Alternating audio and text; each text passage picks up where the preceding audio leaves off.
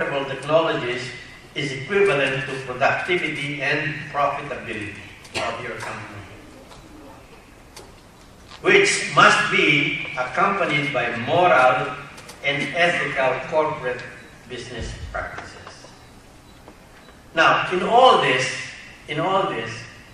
events, we must now mention the major factors affecting what we believe, affect your business, the supply chain. When we speak of growth, sustainable growth and development, we're actually talking about people. Because you don't rehabilitate the environment for the animals, do you? We don't. We have only one planet to live in. And therefore, this is our concern. We are concerned about this because we, people, you, are benefiting out of it. Please remember that this greening process actually started, in case you didn't realize it, in 1970. 1970. When the United Nations decided that it appeared that the Amazon forests were fast disappearing. And somebody looked back and found out that it takes only 250 years, 250 years, after the last tree stand is cut down from the forest, and you have desertification of the place. That's how the desert, the Gobi Desert, the largest in the world, in China, was formed. That was how the desert in the Middle East was formed. That was also how water supply and food supply in Cambodia disappeared hundreds of years ago. So what do you have there now standing? You have a monumental reminder of that past, the Angkor Wat in Siem Reap in Cambodia. They did not know how to manage their water. They did not realize that if they cut down trees, there was going to be a problem. And that's how also the Khmer population lost its way in the world. And for a while, there were almost no Cambodians. That's why next to Laos, next to Brunei and Laos, the Cambodians are the least in number in the 10 ASEAN countries today. Now, let me go back to the major factors very quickly, affecting the supply chain. It's all in there. Population and demography, trends and demands. Demography, because the younger people have a different demand from the older people. Although they have one thing in common. When the older people reach 70 or 80, they also wear diapers, like the 5-month-old. Also, they don't have as much memory like the 5-month-old. Most of us anyway. Then you have the energy costs, or the search for energy, because without energy, what can we do? You cannot have manufacturing, you cannot have transportation, you cannot even have your lights, and you cannot have your phone calls. You can never have the transponders to get you down from the earth up to the satellite communications, down again to where you want to get in touch with the other people. You have to have the energy. Then there is also the direct and indirect production, distribution, transportation costs, both on the international or the local level. Then this is something else that you cannot separate from any business, for that matter, on this earth. And this is geopolitics and geoeconomics, because the world now in this 21st century, after two great world wars, debilitating as that and devastating as that, is a borderless planet. We depend on each other. And because precisely of this, and the so-called advances of mankind, especially with your business, chemicals or chemistry, there has been so much deterioration in the environment, so that what you have is your resultant. Fast forward, you have your climate change. You have the melting of your glaciers in both poles, the north and the south. And you have the depletion or destruction of the ozone layer in the Antarctic, over the Antarctic.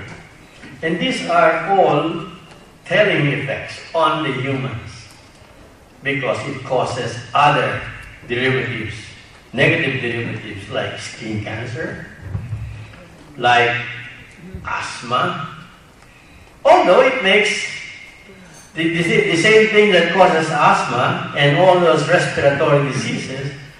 I think the St. Louis Hospital doctors will agree with me, is caused by the people's desire for progress. And therefore, your emission of carbon monoxide and carbon dioxide is so much, and yet we don't have enough trees to absorb the carbon monoxide and dioxide so that they can give us the oxygen that we need. You know, the symbiosis doesn't work. That's what it is. It's as simple as that.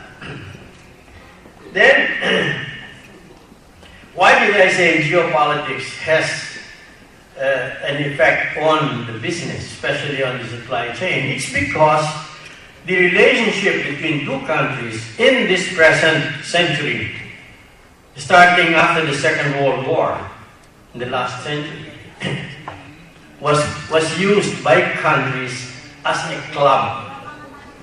As a club. To batter the heads of the lesser fortunate countries or the poorer countries. These are the realities of life. The more powerful the country is, because it controls the logistics, the money, and it controls the technology. Pasensya ka, patay kang bata ka kung hindi ka marunong lumaban para sa sarili mo. You will have to suffer simply because you are less endowed with money and less endowed with education to be able to produce as much inventions to advance your technologies. That is the reason precisely the United States did not sign the Kyoto Protocol. It's the only country that did not sign the Kyoto Protocol. To be able to diminish all our emissions, undesirable emissions, down to 5% by 2015. 2015, when is it? It's only a few. It's around the corner.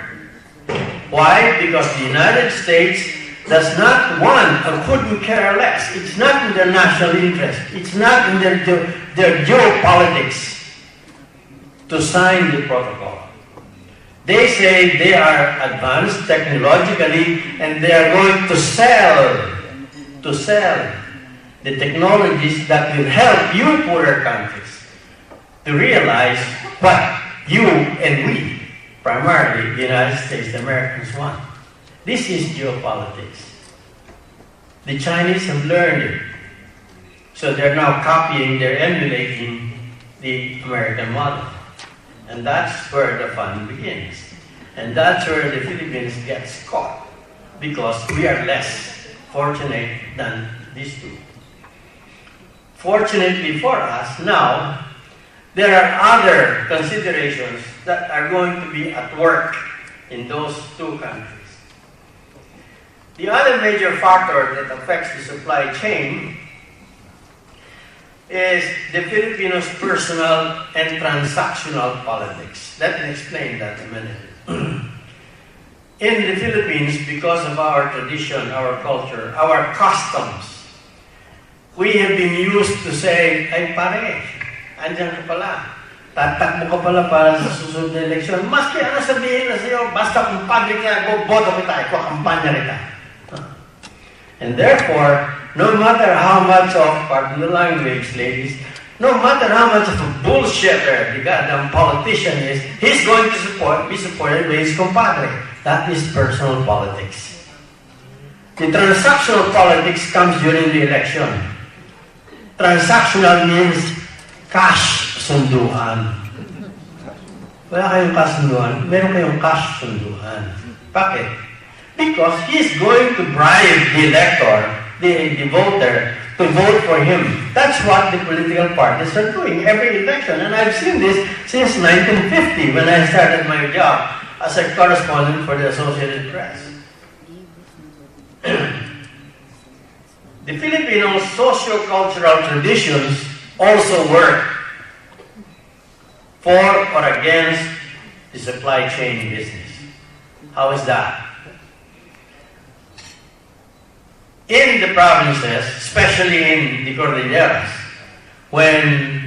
who here works for Monsanto? No, nobody. When Monsanto decided they were going to flood the Philippines with fertilizers, they did sell a lot. And Dow Chemical also followed after that. The country manager of Dow Chemical, the former country manager, he's now retired, is still a personal friend of mine. And we have fun recalling what they did in the Cordilleras and how the land in the Cordilleras must be now allowed to follow so that it can rest. It has been bombarded with pesticides, insecticides, chemicals over the years, so that they even affected the rice production in Pangasinan. Not only did the fertilizers and pesticides affect were the only factors, but also the mining industry in the Cordilleras, which had been going on since the Spaniards, inherited by the Americans, and intensified during their 70 years of mining before we got our independence.